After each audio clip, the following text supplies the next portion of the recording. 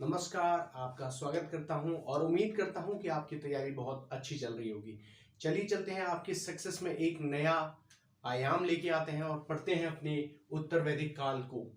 तो उत्तर वैदिक काल के बारे में मैं आपको पहले भी पिछले वीडियो में भी थोड़ा सा हिंट दिया था। उत्तर वैदिक काल बेसिकली 1000 बीसी से लेके 600 बीसी तक फैला हुआ था। पहले मैंने आपको बताया था ऋग्वैदिक काल में, एक्चुअली ऋग्वैदिक काल जो होता है वो श्रुति साहित्य है। और ऋग्वैदिक काल का नाम ऋग्वैदिक काल पड़ा ही इसलिए क्योंकि ऋग्वैदिक काल में सिर्फ ऋग्वेद का संकलन किया गया था। बाकी 3 वेद जिसके बारे में बता चुका हूं, यजुर्वेद, सामवेद और अथर्ववेद, जिनका संकलन उत्तर वैदिक काल के दौरान हुआ। ठीक है, उत्तर वैदिक काल में कुछ चीजें हैं जिन्हें स्मृति आधारित कहा जाता है। स्मृति पर आधारित किन किन चीजों को कहा जाता है? स्मृति पर आधारित बोला जाता है स्मृति आधारित। तो इसमें आ जाता है आपके वेदांग। और वेदांग क्या है? वेदांग एक्चुअली जो चीज आपको बहुत ही ज्यादा डिफिकल्ट हो, यानी कि उसे स्पष्ट शब्दों में समझाना। और आप कह सकते हैं किसी चीज की, जैसे हम बोलते हैं ना, कोई चीज हम पढ़ते हैं तो उसका एक अपेंडिक्स दिया हुआ होता है, ठीक, उसे एक्सप्लेन और ज्यादा और अच्छे तरीके से एक्सप्लेन करना ही वो अपेंडिक्स कहलाता है। ठीक वैसे ही इसमें वेदों के वो अंग जो वेदों में लिखी हुई चीजों को और अच्छी तरह से और स्पष्टीकरण देके आसानी से आम जनता तक जो पहुंचा सके उसे बोलते हैं वेदांग। बेसिकली वेदांग जो थे वो वेदांग 6 थे हमारे पास। ठीक है, हम 6 के 6 वेदांगों के बारे में पढ़ेंगे। तो पहला वेदांग था आपका कल्प। पहला वेदांग, सॉरी ब्लैक से लिख लेते हैं। पहला वेदांग था आपका शिक्षा, कल्प, व्याकरण, निरुक्ति और छंद और ज्योतिषी। यानी कि आपके 1 2 3 4 5 6 वेदांगों के बारे में अभी हम चर्चा कर रहे हैं। वेदांग आपके कितने हैं? 6। सभी वेदांगों के बारे में अलग अलग लिखा गया है। हम थोड़ा सा बेसिकली ये पढ़ लेते हैं। एक्चुअली कई बार एग्जाम में ये आ जाता है कि क्वेश्चन दे देगा कि व्याकरण को मनुष्य के जन्म के शरीर के हिसाब से किस चीज की संज्ञा दी गई है। तो हमें अगर पता होगा तो हम इजीली उसे ट्रेस कर पाएंगे। जैसे शिक्षा को बताया गया है, अगर हम शिक्षा की बात करें तो शिक्षा को बताया गया है नासिका या फिर नाक की संज्ञा दी है। ठीक है जी। इसके बात करें कल्प की बात करें तो इसे हाथ की संज्ञा दी है, हाथ की। व्याकरण की बात करें तो व्याकरण, निरुक्ति, छंद और ज्योतिषी। व्याकरण की बात करें तो व्याकरण को मुख की संज्ञा दी है। निरुक्ति की बात करें तो निरुक्ति को श्रोत या फिर आप कह सकते हैं कान की संज्ञा दी है। ठीक है। छंद की बात करें तो छंद को पैरों की संज्ञा दी है, पैर या फिर पैर ही लिख लेते हैं। ठीक है। ज्योतिषी की बात करें तो ज्योतिषी को आंखों की, नेत्रों की संज्ञा दी है। ठीक है, नेत्र की संख्या दी है। यानी कि ये वो संज्ञाएं दी है। अगर पूछ लेता है मुख की संज्ञा किस वेदांग को दी हुई है तो आपको पता होना चाहिए मुख की संज्ञा जो है वो व्याकरण को दी हुई है। कल्प को फर्दर डिवाइड किया हुआ है कई सूत्रों में। सूत्र सभी के हैं तो हम कल्प के बारे में बात कर लेते हैं। कल्प 3 सूत्रों में है। पहला है आपका श्रोत सूत्र, दूसरा है आपका ग्रहा, तीसरा है आपका धर्म सूत्र और इसी में आ जाता है आपका धर्मशास्त्र। और बेसिकली जो है आपका सबसे जो पुराना, जो स्मृति पर आधारित, चूंकि मैंने आपको बताया स्मृति पर आधारित, उपवेद जो है वो भी स्मृति पर आधारित है। ठीक है, तो मैंने इन सभी के बारे में बता दिया। और सबसे इंपॉर्टेंट चीज स्मृति पर आधारित ही है आपकी मनुस्मृति मैं लिख देता हूं यहां पर, मनुस्मृति। ठीक है, मनुस्मृति जो है, अगर पूछा जाए सबसे पुरानी स्मृति कौन सी है, मनुस्मृति। आखिर मनुस्मृति में है क्या, तो मैं आपको बता देता हूं। मनुस्मृति में बेसिकली दिया हुआ है कि मनुस्मृति किस तरह राजा द्वारा जो वहाँ राजकीय पार्ट जो है वो चलाया जाता था, किस तरह सामाजिक व्यवस्था वहां की थी, किस तरह राजा किसी भी तरह के डिसीजन लेते, ये सारी चीजें इसमें संकलित हैं। इसके अलावा मनुस्मृति में 7 प्रकार के दासों की भी चर्चा की गई है। 7 प्रकार के दासों की भी चर्चा की गई है, यानी कि ये चीजें किसमें रिटर्न है, मनुस्मृति में। क्लियर है। अब हम जान लेते हैं उत्तर वैदिक काल के दौरान राजनीतिक स्थिति क्या रही, सामाजिक स्थिति क्या रही, धार्मिक स्थिति क्या रही, और इसके साथ साथ आर्थिक स्थिति उत्तर वैदिक काल के दौरान क्या क्या रही, उन सभी चीजों के बारे में हम जानते हैं। राजनीतिक स्थिति के बारे में जानते हैं, क्योंकि सबसे पहले जब राजनीतिक स्थिति के बारे में बात आती है तो अगर हम थोड़ा सा धीरे धीरे कंपेयर करते चलेंगे उत्तर वैदिक काल को ऋग वैदिक काल से, यानी पुराने वाले काल से हम आज उत्तर वैदिक काल को कंपैरिजन करते चलेंगे। पहले क्या होता था, सबसे पहले बताया था मैंने, सबसे पहले राजा होता था। राजन शब्द, राजा मतलब लोगों को बहुत बड़े उसके मिला, एक कबीले का जो मुखिया रहता था उसे राजन बोलते थे। उससे छोटा क्या होता था, उससे छोटा विश होता था, विश की जो हेड होता था उसे विशपति बोलते थे। फिर क्या होता था, ग्रामीण होता था, ग्रामीण क्या होता था, ग्रामिक होता था। और उससे नीचे सबसे जो छोटे जो परिवार की इकाई थी उसे बोलते थे कुल, यानी उनका जो हेड होता था कुलप होता था। एक परिवार से मिलके बनता था, और बड़ा परिवार गांव बनता था, बड़े बड़े गांव मिलके बनते थे कबीला। तो इस तरह एक व्यक्ति जो हेड होता था उसे बोलते थे राजन। पहले जो राजन की जो शक्तियां थी वो बहुत ज्यादा सीमित थी, परंतु धीरे धीरे उत्तर वैदिक काल आते आते जो राजा की जो शक्तियां थी वो सीमित न रहेगा, असीमित होती चली गई, बढ़ती चली गई।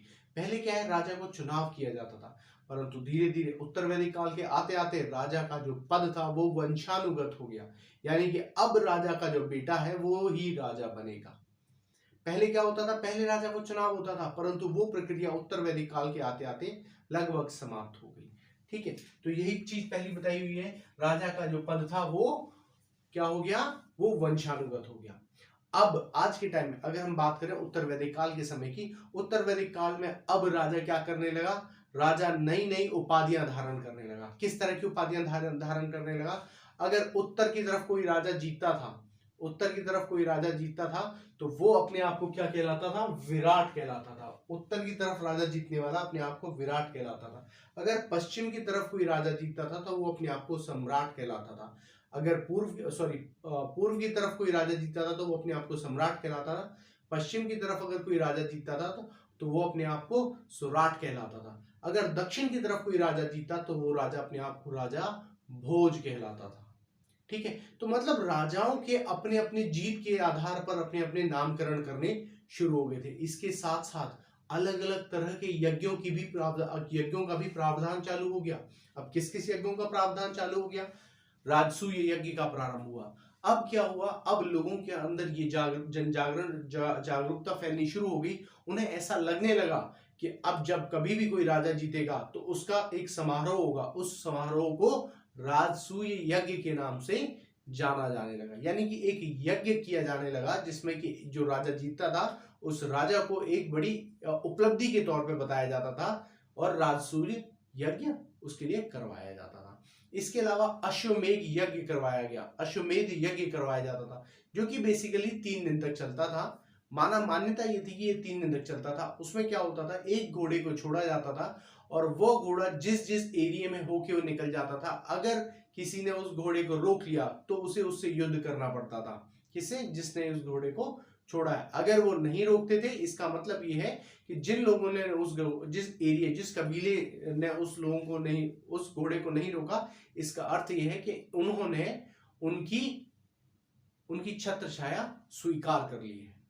ठीक है, घोड़ा जब आता था लास्ट में रिटर्न होने के बाद उस घोड़े की बलि चढ़ा दी जाती थी। यह होता था अश्वमेध यज्ञ। इसके बाद होता था वाजपेयी यज्ञ।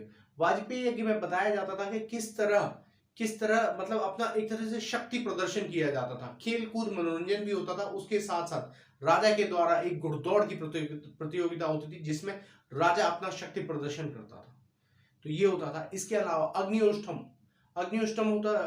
यज्ञ होता था। इसका मतलब ये था कि वहां पे अलग अलग किसी भी नई चीज को शुरुआत करने से पहले एक अग्निउष्टम यज्ञ करने का प्रावधान सा चल पड़ा। कब, उत्तर वैदिक काल के दौरान। यानी कि राजा का पद वंशानुगत हो गया, उपाधि धारण करने लगे। मैंने आपको बता दी सुराट, विराट, सम्राट, भोज, यज्ञों का आयोजन किया जाने लगा, राजसूय यज्ञ का आयोजन किया जाने लगा, अश्वमेध, वाजपेयी, अग्निहोष्ट्रम यज्ञ का प्रयोग किया जाने लगा। अब धीरे धीरे राजा क्या है, निरंकुश बनता चला गया। पहले जहां उसे अंकुश में लाने के लिए सभा, समिति, विदत और गण, ये चार वो उनका आयोजन किया जाता था, परंतु अब सभा और समितियों का, सभा समिति विदत तो लगभग समाप्ति हो गई, सभा और समिति जैसी चीजों को पर रिस्ट्रिक्शन बहुत लगा दी गई। यानी कि उनकी जो उपयोगिता थी वो उपयोगिता लगभग समाप्त कर दी गई। इसीलिए अथर्ववेद में कहा हुआ है सभा और समिति को प्रजापति की दो पुत्रियों के समान माना है। ठीक है, राजा निरंकुश होता चला गया, सभा और समितियों का जो अधिकार था वो धीरे धीरे कम होता चला गया। इसके बाद हम बात कर लेते हैं अब सामाजिक स्थिति की। सामाजिक स्थिति में जहां पिता की पहले क्या, अब क्या, पहले भी पिता की स्थिति बहुत अच्छी थी और पिता पितृ सत्तात्मक समाज था। ठीक यहां भी अभी भी पितृ सत्तात्मक समाज ही था, परंतु अब यहां एक नई व्यवस्था आ गई। कौन सी व्यवस्था? वर्ण व्यवस्था। वर्ण व्यवस्था में क्या था, जहां पहले क्या है कर्म आधारित व्यवस्था थी, परंतु अब जो है वर्ण आधारित व्यवस्था हो गई। यानी कि अब राजा का बेटा राजा ही बनेगा, यानी कि क्षत्रिय का बेटा सिर्फ क्षत्रिय का ही काम करेगा और ब्राह्मण का बेटा सिर्फ और सिर्फ ब्राह्मण का ही काम करेगा। और जो व्यापारी का काम, जो वैश्य का काम है वो वैश्य ही करेगा, और शूद्र का जो काम है वो शूद्र ही कहेगा, चाहे वो इतना कैपेबल क्यों ना हो कि वो क्षत्रिय का काम कर सके। परंतु वर्ण आधारित व्यवस्था के कारण अब वो बाध्य हो गया कि जिस वर्ण से वो संबंधित है अब सिर्फ वो वही काम कर सकता है। वर्णों के आधार पर अब पहले क्या था, पहले गोत्र शब्द का प्रयोग नहीं हुआ था, अब गोत्र शब्द का प्रयोग भी प्रयुक्त होने लगा। वर्णों के आधार पर जो शूद्र था उनकी दशा निरंतर खराब होती चली गई, स्थिति जो थी वो बहुत ही ज्यादा निराशाजनक होती चली गई। वो पढ़ेंगे आगे। नियोग प्रथा का प्रचलन चलने लगा। नियोग प्रथा का प्रचलन चलने लगा। नियोग प्रथा का अर्थ होता है किसी स्त्री के विधवा होने के बाद उसके पति के भाई के साथ उसे तब तक रहना पड़ता था कि जब तक कि वो कोई संतान प्राप्ति ना करवा दे। जब तक कि संतान की प्राप्ति ना हो तब तक उसे अपने पति के भाई के साथ रहना पड़ता था, अपने पति की मृत्यु के उपरांत। ये नियोग प्रथा का प्रचलन कब शुरू हुआ? उत्तर वैदिक काल के दौरान। इसके अलावा बहुविवाह की भी बहुविवाह मतलब एक से ज्यादा विवाह का भी प्रचलन धीरे धीरे बढ़ना चला गया। कहीं कहीं साक्ष्य भी मिले हैं, सती प्रथा के भी साक्ष्य मिले हैं, कहीं कहीं मिले हैं। परंतु इसके अलावा घरेलू दासों का प्रयोग होने लगा। ये मैं आपको बता चुका हूं, मनुस्मृति में 7 जगह 7 तरह के दासों का प्रयोग किया गया है। यानी कि अब क्या है, दासों की स्थिति भी बनने लगी। और दास कौन होने लगे? शूद्र। वर्णों पर आधारित शूद्र जो थे वो दासों की कैटेगरी में आने लगे। इसके अलावा हम बात करेंगे धार्मिक स्थिति के बारे में। तो प्राकृतिक बहुदेवतावाद, यानी कि बहुत सारे देवताओं की, वो प्रकृति से रिलेटेड बहुत सारे देवताओं की वो पूजा करते थे। मान्यता बहुत सारे देवताओं की थी। जहां पहले इंद्र और अग्नि को बहुत माना जाता था, इंद्र को राजा पुरंदर के समान माना जाता था, यानी कि किलों को तोड़ने वाला। ठीक वैसे ही अब यहाँ पर क्या है, उन देवताओं की जो वो वैल्यू थी वो धीरे धीरे कम होती चली गई। अब यहाँ पे प्राकृतिक देवताओं को ज्यादा पूजा जाने लगा। ठीक है, इसके अलावा यज्ञ अनुष्ठान ये बहुत ही ज्यादा कठिन होने लगे। पहले बड़ी मतलब नॉर्मल जो भी लोग व्यक्ति पूजा करना चाहता था कर सकता था, परंतु अब जब से ये यज्ञ प्रणाली चालू हुई तब से जो वर्ण व्यवस्था के जो हेड थे, हेड में कहेंगे कौन? पुरोहित वर्ग, जिन्होंने लगभग अपनी सत्ता पूरी कब्जा रखी थी। हर एक चीज के लिए सबसे पहले आएगा कौन? पुरोहित वर्ग। क्षत्रिय चाहे कितना ही मजबूत क्यों ना हो, परंतु उसे आना पुरोहित वर्ग के पास ही पड़ेगा। इस तरह एक डाइवर्जन हो गया कि सबसे ऊपर पुरोहित वर्ग, उसके बाद क्षत्रिय वर्ग, और उसके बाद वैश्य, और उसके बाद अंत में शूद्र वर्ग रह गया। शूद्र वर्गों का उपनयन संस्कार नहीं होता था, यानी कि शूद्र वर्गों के लिए क्लियर मेंशन कर दिया गया कि इनका उपनयन संस्कार नहीं होगा। यहां तक कि शूद्र वर्गों के लिए यदि वो किसी भी तरह के श्लोक को सुन लेते थे तो उनके ऊपर दंड का प्रावधान भी लगाया जाता था। ब्राह्मण, क्षत्रिय, वैश्य को द्विज नाम से बताया गया। द्विज नाम अगर सवाल आता है आपके पास, अगर सवाल आता है कि द्विज नाम से किस इनमें से किसको संबोधित नहीं किया गया। उसमें दिया होगा ब्राह्मण, क्षत्रिय, वैश्य और शूद्र, तो आपको वहां क्या मार के आएंगे, द्विज नाम से किस संबोधित नहीं किया गया, तो शूद्र को संबोधित नहीं किया गया। शूद्रों के देवता पूषण को माना गया, पूषण को शूद्रों का देवता माना गया। इसके साथ साथ अब हम तीसरा आपने पढ़ लिया राजनीतिक व्यवस्था, राजनीतिक स्थिति, सामाजिक स्थिति और धार्मिक स्थिति। अब हम पढ़ते हैं आर्थिक स्थिति कैसी थी। आर्थिक स्थिति के बारे में इसे बिठा देता हूं मैं।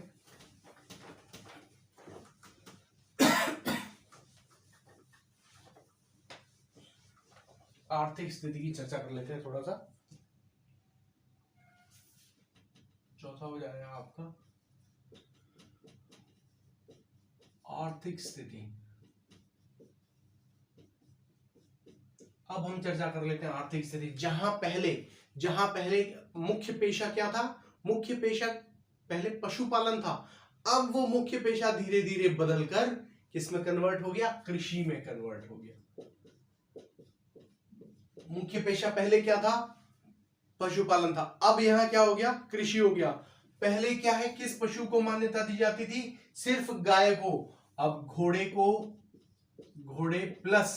और गाय दोनों को मतलब प्रिय पशु माना गया, प्रिय पशु। यही नहीं, सिर्फ यहीं तक ये बात नहीं थमती, इस समय लोहे की खोज होती है।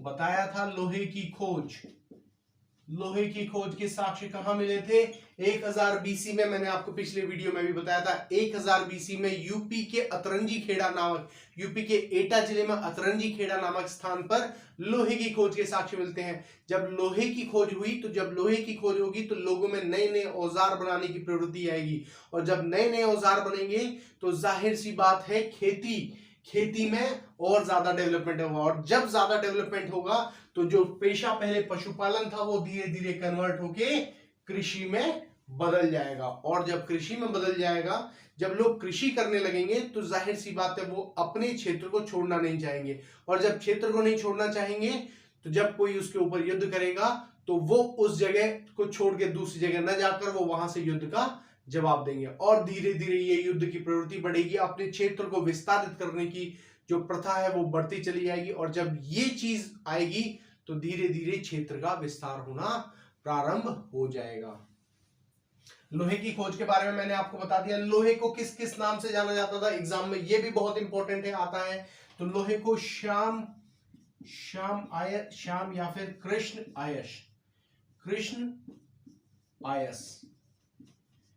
किस किस नाम से जाना जाता था, श्याम आयस और कृष्ण आयस के नाम से। एक और इंपॉर्टेंट चीज, किसके साक्ष्य मिले हैं, यहाँ पे आपको साक्ष्य मिलते हैं व्यापार के, यानी कि इनको पता था सब, सॉरी व्यापार के कौन से, समुद्री व्यापार के भी साक्ष्य मिले हैं, बहुत इंपॉर्टेंट है। इस दौरान व्यापार किन किन चीजों से किया जाता था, निष्क तौल की उपाय, वो गायों के माध्यम से व्यापार किया जाता था। व्यापार या फिर कह सकते हो आप एक्सचेंज कहते हैं ना, विनिमय, मुद्रा विनिमय तो था नहीं, तो जो विनिमय का जो साधन था वो सिर्फ क्या था, निष्क और गायों का ही प्रयोग वो उस समय में लेके आते थे। ठीक है, अब जब यहाँ पे कृषि का प्रयोग होगा तो जाहिर सी बात है कृषि के साथ में किस किस चीजों का उपयोग, कौन सी कृषि में किन किन चीजों का वो उत्पादन करते होंगे, तो गेहूं, जौ, चावल, तिलहन।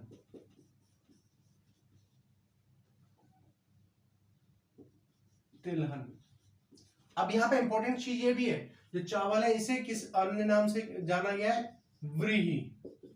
ठीक है, व्रीहि के नाम से भी जानते हैं हम इसे, किसे, चावल को। क्लियर है, यहां तक कोई डाउट, यहां तक मेरे हिसाब से कोई डाउट नहीं होना चाहिए। आर्थिक स्थिति थी ये, जैसे जैसे कृषि बढ़ती गई, घोड़े और गाय को ये प्रिय थे, ये इनका जो प्रिय पहले क्या था, सिर्फ गाय था, अब घोड़ा और गाय हो गया। लोहे की जैसे जैसे लोहे की खोज होती चली गई, लोहे की चीजें मिलती चली गई, नए नए औजारों का निर्माण होने लगा। जब औजारों का निर्माण, परंतु एक इंपॉर्टेंट चीज अभी भी यहाँ पे थी, आज भी यानी कि उत्तर वैदिक काल में भी अभी भी सेना, स्थायी सेना नहीं रखी जाती थी, यानी कि जब जरूरत पड़ती थी तब सेना लोगों में से बुला लिया जाता था और उसके बाद उन्हें वापस अपने अपने कामों में छोड़ दिया जाता था। क्लियर है?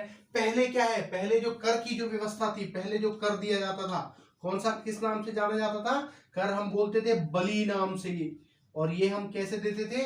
स्वेच्छा से दिए जाता था, स्वेच्छा से दिया जाता था। परंतु अब कब? उत्तर वैदिक काल में ये जो कर था वो अब कंपलसरी कर दिया, यानी कि अनिवार्य कर दिया। ठीक है, कार्य अनिवार्य कर दिया। इसे भाग के नाम से भी बोलते थे। क्या बोलते थे? पहले जिस कर को बलि बोलते थे, अब उस कर को भाग के नाम से भी बोला जाने लगा। क्लियर है? यहां तक कोई डाउट नहीं होना चाहिए। ये आपको पूरी चीजें क्लियर करा दी। इसके साथ साथ एक दर्शन के बारे में भी बड़ी चर्चा है। दर्शन, दर्शन क्या है? सबसे पहले तो हमें यह पता होना चाहिए कि दर्शन क्या है। दर्शन के बारे में बताया गया है कि मतलब किस किस, सबसे पहले दर्शन से पहले एक और चीज कवर कर लेते हैं। हम मनुस्मृति के बारे में, मैंने अभी थोड़ी देर पहले आपको बताया था, मनुस्मृति में 8 तरीके के विवाह की चर्चा है। मनुस्मृति में 8 प्रकार के विवाह की चर्चा है। 8 प्रकार के विवाह की चर्चा है। ठीक है, इनमें से जो 4 विवाह हैं वो है ब्रह्म विवाह, दैव विवाह, आर्य विवाह और प्रजापत्य। ठीक है, इसके अलावा अन्य 4 हैं असुर विवाह, गंधर्व विवाह और पिशाच विवाह, राक्षस विवाह।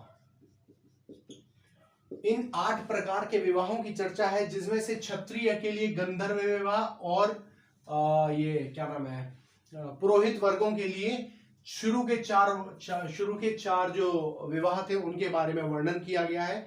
बाकी माना गया है मनुस्मृति के अंदर इन 4 विवाहों को ठीक श्रेणी में रखा गया है और इन 4 विवाहों को मतलब अमान्य कहा गया है कि यानी कि ये गलत है। 2 तरीके विवाहों का और वर्णन है, प्रतिलोम, अनुलोम और प्रतिलोम। इसे तुम्हारा लिख देते हैं, अनुलोम विवाह और प्रतिलोम विवाह। तो अनुलोम विवाह क्या होता था? अनुलोम विवाह में पुरुष जो है उच्च जाति से होता था और स्त्री जो है निम्न जाति से होती थी। और इसमें क्या है, उल्टा होता था। इसमें स्त्री जो है उच्च जाति से होती थी और पुरुष जो है निम्न जाति से होता था। तो इसमें सिर्फ और सिर्फ जो मान्यता दी गई है वो अनुलोम विवाह की मान्यता दी गई है, प्रतिलोम विवाह की कहीं भी उसमें मान्यता नहीं देगी, जो कि कहां पे दर्शाया गया है? मनुस्मृति में। एक और चीज मैंने आपको बताई थी, 7 प्रकार के दासों का वर्णन किसमें किया गया है? मनुस्मृति में किया गया है। ठीक है, चलिए चलते हैं, अगले पे आ जाते हैं। मैं दर्शन की बात कर रहा था। हमारे पास अभी कई दर्शन, बेसिकली एग्जाम में पूछ लेता है कि कितने प्रकार के दर्शनों के बारे में बताया गया है। तो दर्शन हमारे पास 6 तरीके के बताए गए हैं। बेसिकली 6 तरीके के बताए गए हैं, तो 6 के 6 के बारे में चर्चा कर लेते हैं। सबसे पहला है सांख्य दर्शन, न्याय दर्शन, सांख्य दर्शन, न्याय दर्शन, योग दर्शन, सांख्य, न्याय और योग दर्शन,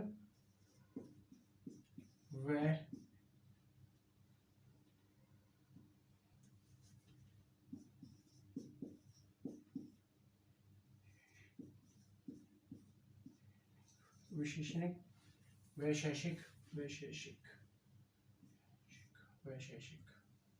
वैशेषिक और पूर्व मीमांसा और उत्तर मीमांसा।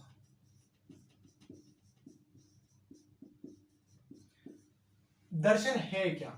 सबसे पहले हमें ये पता होना चाहिए दर्शन है क्या। दर्शन के बारे में बताया हुआ है, यानी कि वो चीजें हैं जिनके माध्यम से मनुष्य किस तरह मोक्ष को प्राप्त कर सकता है, या किसी चीज को कैसे प्राप्त कर सकता है, क्या वो चीजें हैं, इनके बारे में अलग अलग प्रतिपादन दिए हैं। हर एक व्यक्ति ने अलग अलग कहा है, पर जो मेन व्यक्ति जिनसे संबंधित है सांख्य दर्शन के जो संबंधित है वो है कपिल मुनि। कपिल मुनि, ठीक है। न्याय दर्शन से जो संबंधित है वो है ऋषि गौतम। ये सवालों में आ जाता है, इतना लाइटली मत लेना ऐसे। योग के बारे में बताया हुआ पतंजलि।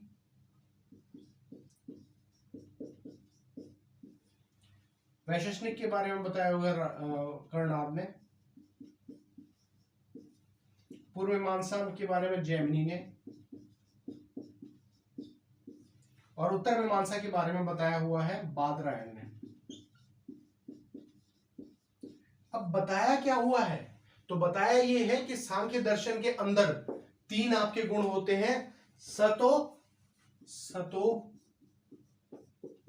रजो व तमो। किस तरह इन पे कंट्रोल करके मोक्ष को प्राप्त किया जा सकता है। बेसिकली दर्शन के अंदर बताया गया है कि किस तरह व्यक्ति को सही दर्शन, सही राह बताई गई है, किस तरह व्यक्ति अपनी सही राह प्राप्त करके मोक्ष को प्राप्त कर सकता है। उसी में पहला जो सांख्य दर्शन जो कि कपिल द्वारा प्रतिपादित है, इसमें सतो रजो तमो गुणों को किस तरह उनको फोकस करते हुए मोक्ष को प्राप्त किया जा सकता है। न्याय में बताया हुआ है किस तरह न्याय, मतलब एग्जैक्टली हर एक पॉइंट ऑफ व्यू को कैसे लेके चलना है, यानी कि ईश्वरवाद कह सकते हैं। ईश्वर यानी कि अगर आप कोई भी कार्य कर रहे हैं तो क्या वो सही है या नहीं है, हर एक चीज का न्याय करते हुए अगर आप करते हैं, ईश्वर के ऊपर बिलीव करते हैं, तो आप आसानी से किसे प्राप्त कर सकते हैं, मोक्ष को प्राप्त है। योग, 8 प्रकार के योगों के बारे में बताया गया, 8 प्रकार के योग के बारे में बताया गया है मोक्ष प्राप्ति के लिए। 8 प्रकार के योग के बारे में बताया।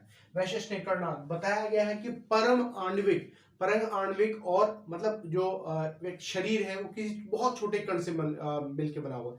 जो सबसे छोटा जो कण है, जैसे कि बोलते हैं सेल है, अगर उस सेल और आत्मा के बीच का जो कोऑर्डिनेशन है वो समझ में आ जाए तो मोक्ष को आसानी से प्राप्त किया जाता है। पूर्व मीमांसा में जैमिनी ने बताया है कि वेदों को अगर आप फॉलो करेंगे तो वेदों के माध्यम से आप आसानी से मोक्ष को प्राप्त कर सकते हैं।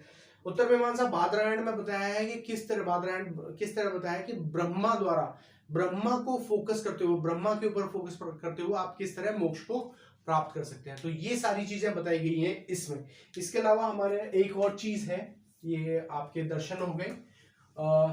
2-3 चीजें और बताई गई हैं, या दर्शन में नहीं, आश्रम की स्थिति बताई गई है। आश्रम मतलब कहाँ रेस्ट करेंगे। आश्रम के बारे में किसमें बताया गया है, जबालोपनिषद में।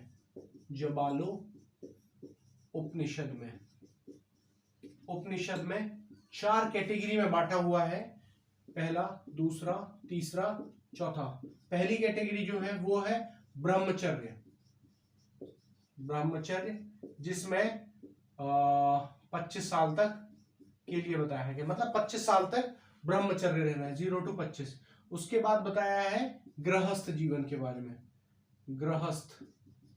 गृहस्थ के जीवन के बारे में 26 से 50। फिर बताया है वानप्रस्थ जीवन के बारे में 50 से 75, और उसके बाद सन्यास के बारे में बताया है 75 से 100। यानी कि अगर सवाल में आ जाता है कि 75 से अकॉर्डिंग टू मतलब जबालोपनिषद के माध्यम के अनुसार वानप्रस्थ का जो जीवन है वो जीवन काल किस आयु से किस वर्ष से किस वर्ष तक के बीच में है, ये 3 ऑप्शन दे देंगे, ये 4 ऑप्शन दे देंगे। तो आपको पता होना चाहिए कि वो कब से कब है, 50 से 75 वर्ष के बीच में रखा गया है। स्त्रियों की स्थिति कैसी थी, स्त्रियों की स्थिति हमें पता होना चाहिए उस समय स्त्रियों की वाकई स्थिति क्या थी। तो स्त्रियों के उस समय तक सभा, विदद और समिति जैसी संस्थाएं जो हैं वो लगभग उनका जो महत्व है लगभग खत्म होने लगा था। उनका जो महत्व है वो बिल्कुल खत्म होने लगा था। तो इनका पार्टिसिपेशन इसमें धीरे धीरे कम होता चला गया। जहां ये पहले खुलकर अपना पार्टिसिपेशन देती थी, वहां अब इनका धीरे धीरे पार्टिसिपेशन कम होता चला गया। जब इनका पार्टिसिपेशन कम होता चला गया, और इसके अलावा एक चीज और थी, बहुविवाह प्रथा, जहां पर एक से ज्यादा विवाह इन्हें करने पड़ते थे। बहुविवाह प्रथा के दौरान भी, जैसा कि इसमें लिखा हुआ था मैंने पहले वाले उसमें, बहुविवाह प्रथा, बहुविवाह प्रथा के कारण भी इनकी जो स्थिति है वो खराब होती चली गई। अब इनके उपनयन संस्कार जो पहले होते थे उन पर रोक लगा दी गई, संस्कार होने धीरे धीरे बंद होते चले गए। नियोग प्रथा, कहीं कहीं सती प्रथा के भी साक्ष्य मिले हैं। इससे पता चलता है कि स्त्रियों की जो स्थिति ऋग्वैदिक काल में थी, वो जो स्त्रियों की स्थिति थी वो धीरे धीरे बहुत ही ज्यादा खराब होती चली गई। ये बहुत ही ज्यादा इंपॉर्टेंट है कि पता होना चाहिए, जब कहीं आप मेंस का एग्जाम लिख रहे हैं तो आपको पता होना चाहिए कि स्त्रियों की स्थिति उस समय कैसी थी। इसके साथ साथ आपको दो तीन चीजें हैं, एक्चुअली क्या है, वहां पे कुछ साक्ष्य मिले जिसे बोलते हैं चित्रित धूसर मृदभांड के। ये सिर्फ चित्रित धूसर ही नहीं मिले थे, कितने मिले थे? पहला ये, दूसरा मिला लाल व काले मृदभांड, लाल मृदभांड,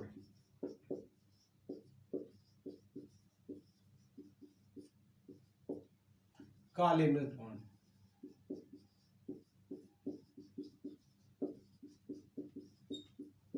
यानी कि इन चारों से हमें एक चीज तो पता चलती है कि उस समय क्या है, मृदभांडों का जो प्रचलन है वो बहुत ज्यादा रहा होगा।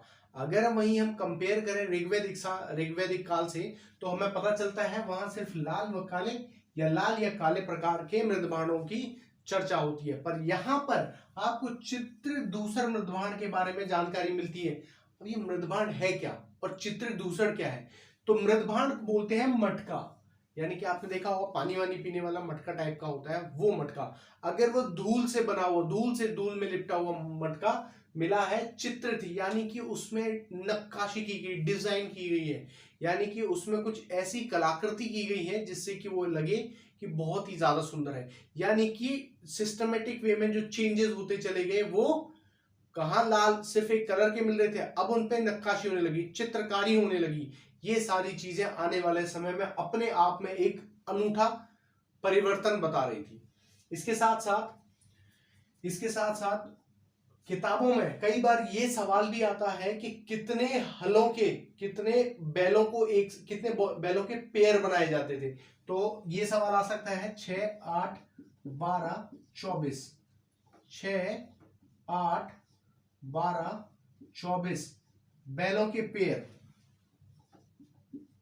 बैलों को प्रयोग में लाया जाता था कब? हलों को जोतने के लिए,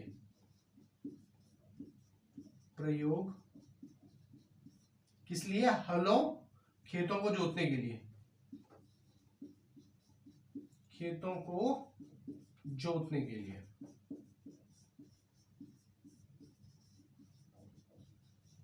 ठीक है, कितने पेयर? 6, 8, 12, 24, यानी कि पेयरों की एक संख्या थी और बताया गया था कि इसी पेयर में 6, 8, 12, 24 के बैलों के पेयर में ही खेतों की जो है जुताई होती थी। क्लियर है?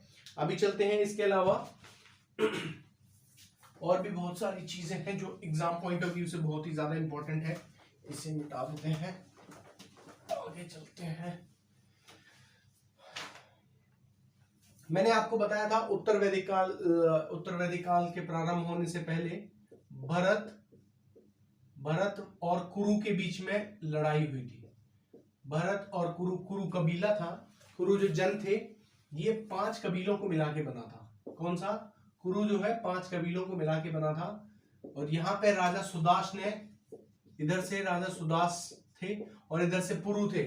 ऋग्वैदिक काल में इनके बीच में युद्ध हुआ था। ऋग्वैदिक काल में भरत वंश और पुरु वंश के बीच में युद्ध हुआ था, जिसमें भरत वंश यानी राजा सुदास की विजय हुई थी।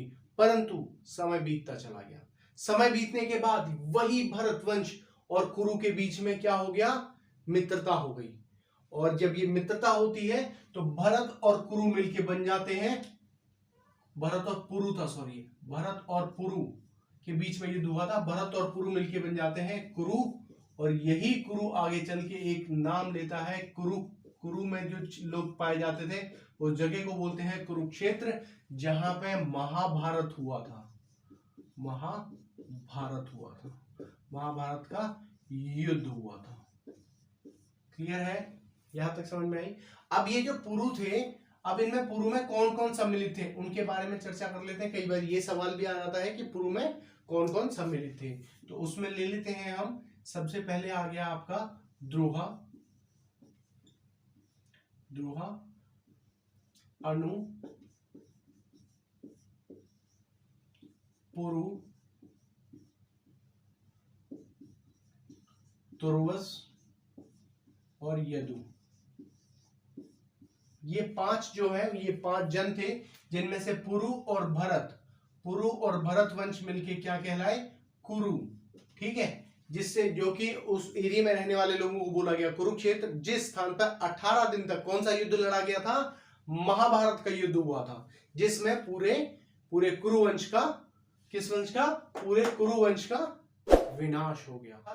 ये जो तुर्वासु है, तुर्वासु को अगर हम, तुर्वासु में क्या, जैसे हमने पुरु और भरत की संधि के कारण कुरु बना था, वैसे ही तुर्वासु और क्रीवी की संधि के कारण पांचाल बना था।